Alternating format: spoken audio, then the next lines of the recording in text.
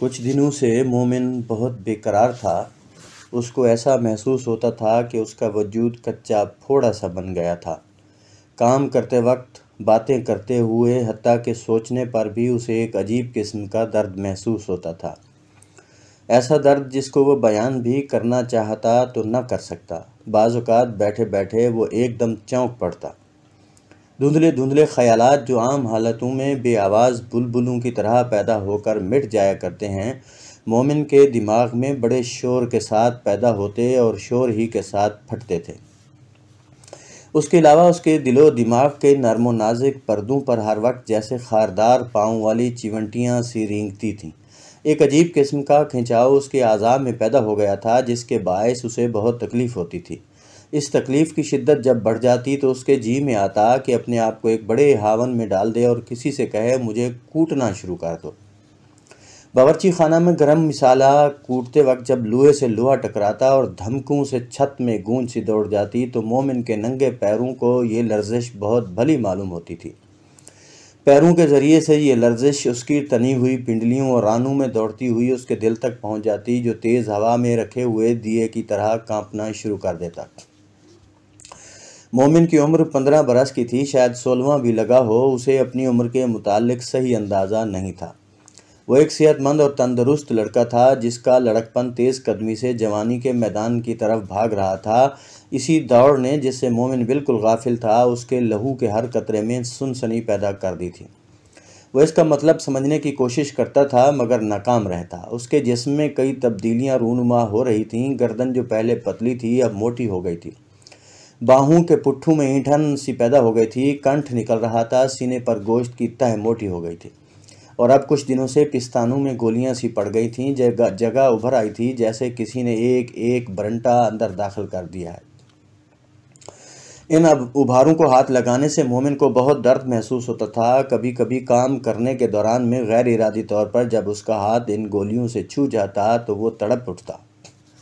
قمیص کے موٹے اور کھردرے کپڑے سے بھی اس کو تکلیف دہ سرسراہٹ محسوس ہوتی تھی۔ غسل خانے میں نہاتے وقت یا باورچی خانہ میں جب کوئی اور موجود نہ ہو، مومن اپنی قمیص کے بٹن کھول کر ان گولیوں کو غور سے دیکھتا تھا، ہاتھوں سے مسلتا تھا، درد ہوتا، ٹیسیں اٹھتی۔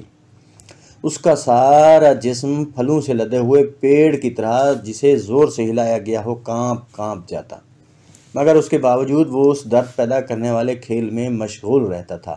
کبھی کبھی زیادہ دبانے پر یہ گولیاں پچک جاتی اور ان کے منہ سے لیس دار لعاب نکل آتا۔ اس کو دیکھ کر اس کا چہرہ کان کے لوؤں تک سرخ ہو جاتا۔ وہ سمجھتا کہ اس سے کوئی گناہ سرزد ہو گیا ہے۔ گناہ اور ثواب کے متعلق مومن کا علم بہت محدود تھا۔ ہر وہ فعل جو ایک انسان دوسرے انسانوں کے سامنے نہ کر سکتا ہو اس کے خیال کے مطابق گناہ تھا۔ چنانچہ جب شرم کے مارے اس کا چہرہ کان کے لوؤں تک سرخ ہو جاتا تو وہ جھٹ سے اپنی قمیص کے بٹن بند کر لیتا اور دل میں عہد کرتا کہ آئندہ ایسی فضول حرکت کبھی نہیں کرے گا، لیکن اس عہد کے باوجود دوسرے تیسرے روز تخلیے میں وہ پھر اس کھیل میں مشغول ہو جاتا۔ مومن سے گھر والے سب خوش تھے۔ وہ بڑا محنتی لڑکا تھا، ہر کام وقت پر کر دیتا تھا اور کسی کو شکایت کا موقع نہ دیتا تھا۔ ڈپٹی صاحب کے یہاں اسے کام کرتے ہوئے صرف 3 مہینے ہوئے تھے، لیکن اس قلیل عرصے میں اس نے گھر کے ہر فرد کو اپنی محنت کش طبیعت سے متاثر کر لیا تھا۔ 6 روپے مہینے پر وہ نوکر ہوا تھا، مگر دوسرے مہینے ہی اس کی تنخواہ میں 2 روپے بڑھا دیے گئے تھے۔ وہ اس گھر میں بہت خوش تھا اس لیے کہ اس کی یہاں قدر کی جاتی تھی، مگر اب کچھ دنوں سے بے قرار تھا۔ ایک عجیب قسم کی آوارگی اس کے دماغ میں پیدا ہو گئی تھی۔ اس کا جی چاہتا تھا کہ سارا دن بے مطلب بازاروں میں گھومتا پھرے یا کسی سنسان مقام پر جا کر لیٹا رہے۔ اب کام میں اس کا جی نہیں لگتا تھا، لیکن اس بے دلی کے ہوتے ہوئے بھی وہ کاہلی نہیں برتتا تھا۔ چنانچہ یہی وجہ ہے کہ گھر میں کوئی بھی اس کے اندرونی انتشار سے واقف نہیں تھا۔ رضیہ تھی سو وہ دن بھر باجا بجانے، نئی نئی فلمی طرزیں سیکھنے اور رسالے پڑھنے میں مصروف رہتی تھی۔ اس نے کبھی مومن کی نگرانی ہی نہیں کی تھی۔ شکیلہ البتہ مومن سے ادھر ادھر کے کام لیتی تھی اور کبھی کبھی اسے ڈانٹتی بھی تھی، مگر اب کچھ دنوں سے وہ بھی چند بلاؤز کے نمونے اتارنے میں بے طرح مشغول تھی۔ یہ بلاؤز اس کی ایک سہیلی کے تھے جسے نئی نئی تراشوں کے کپڑے پہننے کا بہت شوق تھا۔ شکیلہ اس سے 8 بلاؤز مانگ کر لائی تھی اور کاغذوں پر ان کے نمونے اتار رہی تھی۔ چنانچہ اس نے بھی کچھ دنوں سے مومن کی طرف دھیان نہیں دیا تھا۔ ڈپٹی صاحب کی بیوی سخت گیر عورت نہیں تھی، گھر میں 2 نوکر تھے، یعنی مومن کے علاوہ ایک بڑھیا بھی تھی، زیادہ تر باورچی خانے کا کام یہی کرتی تھی۔ مومن کبھی کبھی اس کا ہاتھ بٹا دیا کرتا تھا۔ ڈپٹی صاحب کی بیوی نے ممکن ہے مومن کی مستعدی میں کوئی کمی دیکھی ہو، مگر اس نے مومن سے اس کا ذکر نہیں کیا تھا، اور وہ انقلاب جس میں سے مومن کا دل و دماغ اور جسم گزر رہا تھا، اس سے تو ڈپٹی صاحب کی بیوی بالکل غافل تھی۔ چونکہ اس کا کوئی لڑکا نہیں تھا، اس لیے وہ مومن کی ذہنی اور جسمانی تبدیلیوں کو نہیں سمجھ سکتی تھی۔ اور پھر مومن نوکر تھا۔ نوکروں کے متعلق کون غور و فکر کرتا ہے؟ بچپن سے لے کر بڑھاپے تک وہ تمام منزلیں پیدل طے کر جاتے ہیں اور آس پاس کے آدمیوں کو خبر تک نہیں ہوتی۔ مومن کا بھی بالکل یہی حال تھا۔ وہ کچھ دنوں سے موڑ مڑتا زندگی کے ایک ایسے راستے پر نکلا تھا جو زیادہ لمبا تو نہیں تھا مگر بے حد پر خطر تھا۔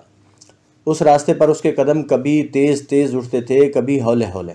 وہ دراصل جانتا نہیں تھا کہ ایسے راستوں پر کس طرح چلنا چاہیے، انہیں جلدی طے کر جانا چاہیے یا کچھ وقت لے کر آہستہ آہستہ ادھر ادھر کی چیزوں کا سہارا لے کر طے کرنا چاہیے۔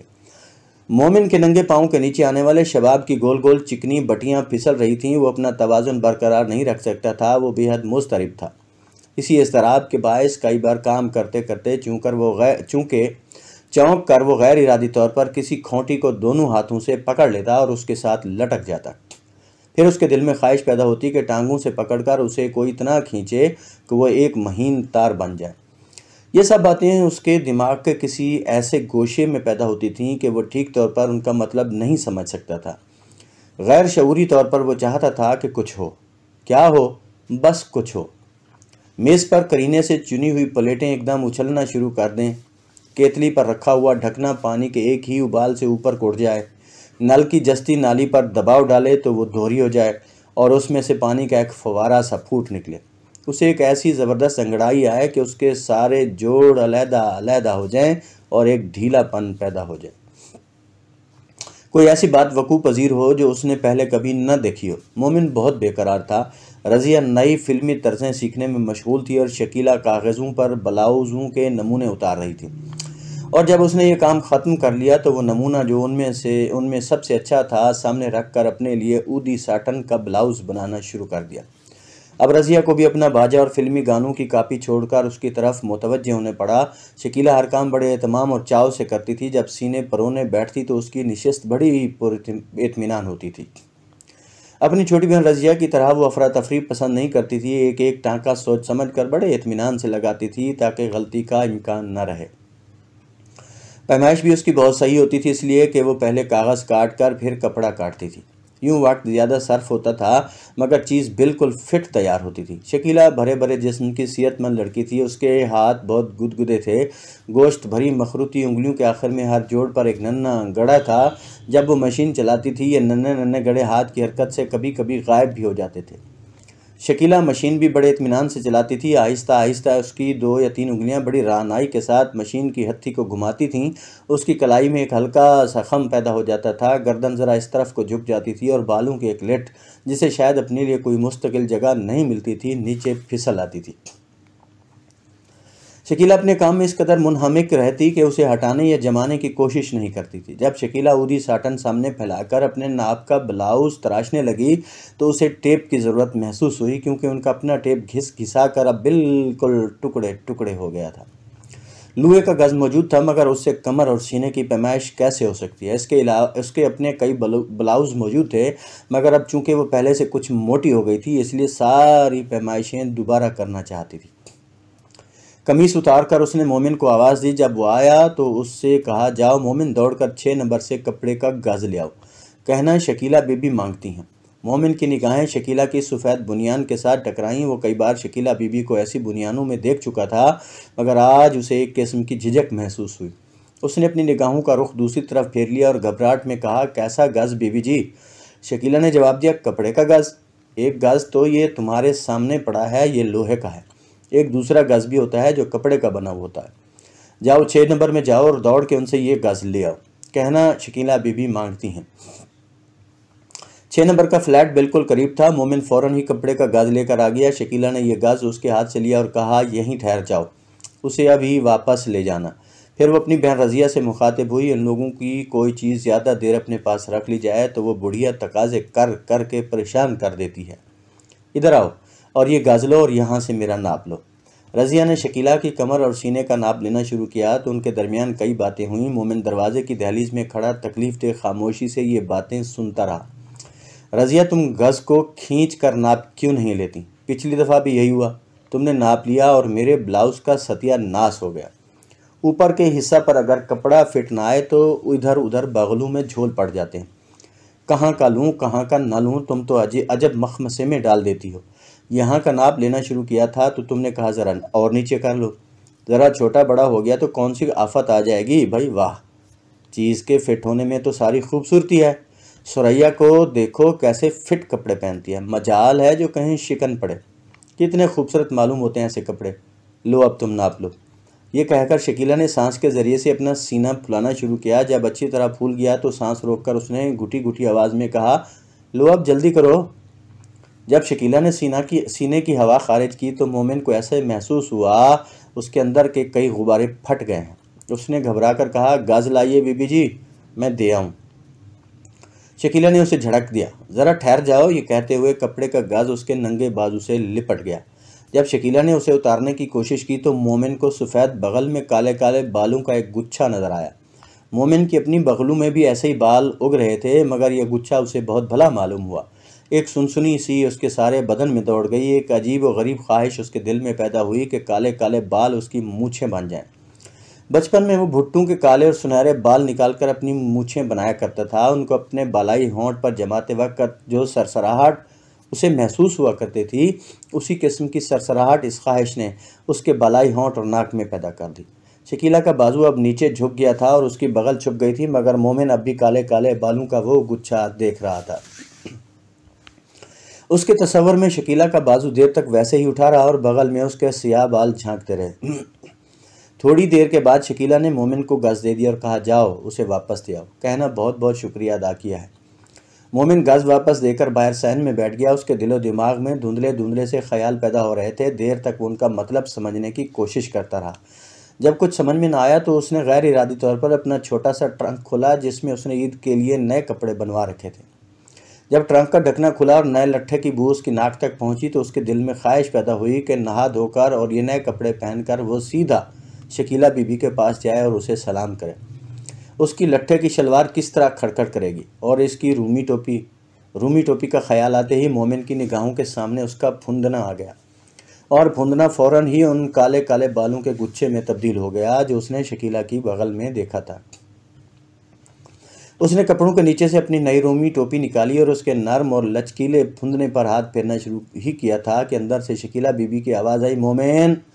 مومن نے ٹوپی ٹرنک میں رکھی، ڈھکنا بند کیا اور اندر چلا گیا، جہاں شکیلہ نمونے کے مطابق اودی ساٹن کے کئی ٹکڑے کاٹ چکی تھی۔ ان چمکیلے اور پھسل جانے والے ٹکڑوں کو ایک جگہ رکھ کر وہ مومن کی طرف متوجہ ہوئی۔ میں نے تمہیں آوازیں دیں، سو گئے تھے کیا؟ مومن کی زبان میں لکنت پیدا ہو گئی۔ نہیں بی بی جی، تو کیا کر رہے تھے؟ کچھ بھی نہیں۔ کچھ تو ضرور کرتے ہوں گے۔ شکیلہ یہ سوال کیے جا رہی تھی، مگر اس کا دھیان اصل میں بلاؤز کی طرف تھا جسے اب اسے کچا کرنا تھا۔ مومن نے کھسیانی ہنسی کے ساتھ جواب دیا، ٹرنک کھول کر اپنے نئے کپڑے دیکھ رہا تھا۔ شکیلہ کھلکھلا کر ہنسی، رضیہ نے بھی اس کا ساتھ دیا۔ شکیلہ کو ہنستے دیکھ کر مومن کو ایک عجیب سی تسکین ہوئی، اور اس تسکین نے اس کے دل میں یہ خواہش پیدا کی کہ وہ کوئی ایسی مضحکہ خیز طور پر احمقانہ حرکت کرے جس سے شکیلہ کو اور زیادہ ہنسنے کا موقع ملے۔ چنانچہ لڑکیوں کی طرح جھینپ کر اور لہجے میں شرماہٹ پیدا کر کے اس نے کہا، بڑی بی بی جی سے پیسے لے کر میں ریشمی رومال بھی لاؤں گا۔ شکیلہ نے ہنستے ہوئے اس سے پوچھا، کیا کرو گے اس رومال کو؟ مومن نے جھینپ کر جواب دیا، گلے میں باندھ لوں گا بی بی جی۔ بڑا اچھا معلوم ہوگا۔ یہ سن کر شکیلہ اور رضیہ دونوں دیر تک ہنستی رہیں۔ گلے میں باندھو گے تو یاد رکھنا میں اسی سے پھانسی دے دوں گی تمہیں۔ یہ کہہ کر شکیلہ نے اپنی ہنسی دبانے کی کوشش کی اور رضیہ سے کہا، کم بخت نے مجھے کام ہی بھلا دیا۔ رضیہ، میں نے اسے کیوں بلایا تھا؟ رضیہ نے جواب نہ دیا اور وہ نئی فلمی طرز گنگنانا شروع کی جو 2 روز سے سیکھ رہی تھی۔ اس دوران میں شکیلہ کو خود ہی یاد آ گیا کہ اس نے مومن کو کیوں بلایا تھا۔ دیکھو مومن، میں تمہیں یہ بنیان اتار کر دیتی ہوں، دوائیوں کی دکان کے پاس جو ایک دکان نئی کھلی ہے نا، وہی جہاں تم اس دن میرے ساتھ گئے تھے، वहाँ जाओ और पूछ के आओ कि ऐसी 6 बुनियानों का वो क्या लेगा। कहना हम पूरी 6 लेंगे, इसीलिए कुछ रियायत ज़रूर करे, समझ लिया ना। मोमिन ने जवाब दिया, जी हाँ, अब तुम परे हट जाओ। मोमिन बाहर निकलकर दरवाजे की ओट में हो गया। चंद लम्हात के बाद बुनियान उसके कदमों के पास आकर गिरा और अंदर से शकीला की आवाज़ आई, कहना हम इसी किस्म इसी डिज़ाइन की बिल्कुल यही चीज़ लेंगे, फ़र्क नहीं होना चाहिए। मोमिन ने बहुत अच्छा कहकर बुनियान उठा लिया, जो पसीने के बायस कुछ गीला हो रहा था, जैसे किसी ने भाप पर रखकर फ़ौरन ही हटा लिया हो। बदन की बू भी इसमें बसी हुई थी, मीठी मीठी गर्मी भी थी। ये तमाम चीज़ें उसको बहुत भली मालूम हुई। वो इस बुनियान को, जो बिल्ली के बच्चे की तरह मुलायम था, अपने हाथों में मसलता बाहर चला गया। जब भाव वाव दरियाफ्त करके बाजार से वापस आया तो शकीला ब्लाउज़ की सिलाई शुरू कर चुकी थी। उस स्याही माल साटन की ये ब्लाउज़ की, जो मोमिन की रूमी टोपी के फुंदने से कहीं ज़्यादा चमकीली और लचकदार थी। ये ब्लाउज़ शायद ईद के लिए तैयार किया जा रहा था, क्योंकि ईद अब बिल्कुल करीब आ गई थी। मोमिन को एक दिन में कई बार बुलाया गया, धागा लाने के लिए, इस्त्री निकालने के लिए, सुई टूटी तो नई सुई लाने के लिए। शाम के करीब जब शकीला ने दूसरे रोज़ पर बाकी काम उठा दिया तो धागे के टुकड़े और ऊदी साटन की बेकार कुतरें उठाने के लिए भी उसे बुलाया गया। मोमिन ने अच्छी तरह जगह साफ़ कर दी, बाकी सब चीज़ें उठाकर बाहर फेंक दी, मगर ऊदी साटन की चमकदार कुतरें अपनी जेब में रख लीं, बिल्कुल बेमतलब, क्योंकि उसे मालूम नहीं था कि वो उनको क्या करेगा। दूसरे रोज़ उसने जेब से कुतरे निकाली और अलग बैठकर उनके धागे अलग करने शुरू कर दिए। देर तक वो इस खेल में मशगूल रहा, हत्ता कि धागे के छोटे बड़े टुकड़ों का एक गुच्छा सा बन गया। उसको हाथ में लेकर वो दबाता रहा, मसलता रहा, लेकिन उसके तस्वुर में शकीला की वही बगल थी जिसमें उसने काले काले बालों का छोटा सा गुच्छा देखा था। उस दिन भी शकीला ने उसे कई बार बुलाया। काली साटन के ब्लाउज़ की हर शक्ल उसकी निगाहों के सामने आती रही। पहले जब उसे कच्चा किया गया था तो उस पर सफ़ेद धागे के बड़े बड़े टाँके जा बजा फैले हुए थे। फिर उस पर इस्त्री की गई, जिससे सब शिकनें दूर हो गईं और चमक भी दुबाला हो गई। उसके बाद कच्ची हालत ही में शकीला ने उसे पहना, रज़िया को दिखाया। दूसरे कमरे में सिंगार मेज़ के पास जाकर आईने में ख़ुद को हर पहलू से अच्छी तरह देखा। जब पूरा इत्मीनान हो गया तो उसे उतारा, जहाँ जहाँ तंग या खुला था वहाँ निशान बनाए और उसकी सारी खामियां दूर की। एक बार फिर पहनकर देखा, जब बिल्कुल फिट हो गया तो पक्की सिलाई शुरू की। इधर ऊदी साटन का ये ब्लाउज सिया जा रहा था, उधर मोमिन के दिमाग में अजीबोगरीब ख्यालों के जैसे टांके से उधड़ रहे थे। जब उसे कमरे में बुलाया जाता और उसकी निगाहें चमकीली साटन के ब्लाउज पर पड़ती तो उसका जी चाहता कि वह हाथ से छू कर उसे देखे। सिर्फ छू कर ही नहीं देखे, बल्कि उसकी मुलायम और रुईदार सतह पर देर तक हाथ फेरता रहे। अपने खुरदरे हाथ उसने उन साटन के टुकड़ों से उसकी मुलायमत का अंदाज़ा कर लिया था। धागे जो उसने उन टुकड़ों से निकाले थे और भी ज़्यादा मुलायम हो गए थे। जब उसने उनका गुच्छा बनाया था तो दबाते वक्त उसे मालूम हुआ कि उनमें रबड़ सी लचक भी है। वो जब अंदर आकर ब्लाउज़ को देखता, उसका ख्याल फ़ौरन उन बालों की तरफ दौड़ जाता जो उसने शकीला की बगल में देखे थे। काले काले बाल। मोमिन सोचता था, क्या वो भी इस साटन ही की तरह मुलायम होंगे। ब्लाउज़ बिलाखिर तैयार हो गया। मोमिन कमरे के फर्श पर गीला कपड़ा फेर रहा था कि शकीला अंदर आई। कमीज़ उतारकर उसने पलंग पर रखी। उसके नीचे उसी किस्म का सफ़ेद बनियान था जिसका नमूना लेकर मोमिन भाव दरियाफ्त करने गया था। उसके ऊपर शकीला ने अपने हाथ का सिला हुआ ब्लाउज़ पहना, सामने के हुक लगाया और आईने के सामने खड़ी हो गई। मोमिन ने फर्श साफ करते करते आईना की तरफ देखा। ब्लाउज़ में अब जान सी पड़ गई थी। एक दो जगह पर वो इस कदर चमकता था कि मालूम होता था साटन का रंग सफ़ेद हो गया है। शकीला की पीठ मोमिन की तरफ थी, जिस पर रीढ़ की हड्डी की लंबी झर्री ब्लाउज़ फिट होने के बायस अपनी पूरी गहराई के साथ नुमायाँ थी। मोमिन से ना रहा गया, चुनाचे उसने कहा, बीबी जी आपने तो दर्जियों को भी मात कर दिया। शकीला अपनी तारीफ सुनकर खुश हुई, मगर वो रज़िया की राय तलब करने के लिए बेकरार थी, इसलिए वो सिर्फ अच्छा सिला है ना कहकर बाहर दौड़ गई। मोमिन आईने की तरफ देखता रह गया जिसमें ब्लाउज़ का स्याह और चमकीला अक्स देर तक मौजूद रहा। रात को जब वो फिर उस कमरे में सुराही रखने के लिए आया तो उसने खोंटी पर लकड़ी के हैंगर में उस ब्लाउज़ को देखा। कमरे में कोई मौजूद नहीं था। चुनाचे आगे बढ़कर पहले उसने गौर से देखा, फिर डरते डरते उस पर हाथ फेरा। ऐसा करते हुए उसे यह महसूस हुआ कि कोई उसके जिस्म के मुलायम रुई पर हौले हौले बिल्कुल हवाई लम्स की तरह हाथ फेर रहा है। रात को जब वो सोया तो उसने कई ऊट पटांग ख्वाब देखे। डिप्टी साहब ने पत्थर के कोयलों का एक बड़ा ढेर उसे कूटने को कहा। जब उसने एक कोयला उठाया और उस पर हथौड़े की एक ज़रब लगाई तो वो नरम नरम बालों का एक गुच्छा बन गया। یہ کالی کھانڈ کے مہین مہین تار تھے جن کا گولا بنا ہوا تھا۔ پھر یہ گولے کالے رنگ کے غبارے بن کر ہوا میں اڑنا شروع ہوئے، بہت اوپر جا کر یہ پھٹنے لگے۔ پھر آندھی آ گئی اور مومن کی رومی ٹوپی کا پھندنا کہیں غائب ہو گیا۔ پھندنے کی تلاش میں وہ نکلا، دیکھی اور اندیکھی جگہوں میں گھومتا رہا۔ نئے لٹھے کی بو بھی کہیں سے آنا شروع ہوئی۔ پھر نہ جانے کیا ہوا، ایک کالی ساٹن کے بلاؤز پر اس کا ہاتھ پڑا۔ کچھ دیر وہ اس دھڑکتی ہوئی چیز پر ہاتھ پھیرتا رہا، پھر دفعتاً ہڑبڑا کے اٹھ بیٹھا۔ تھوڑی دیر تک وہ کچھ نہ سمجھ سکا کہ کیا ہو گیا ہے۔ اس کے بعد اسے خوف، تعجب اور ایک انوکھی ٹیس کا احساس ہوا۔ اس کی حالت اس وقت عجیب و غریب تھی۔ پہلے اسے تکلیف دہ حرارت محسوس ہوئی تھی، مگر چند لمحات کے بعد ایک ٹھنڈی سی لہر اس کے جسم پر رینگنے لگی۔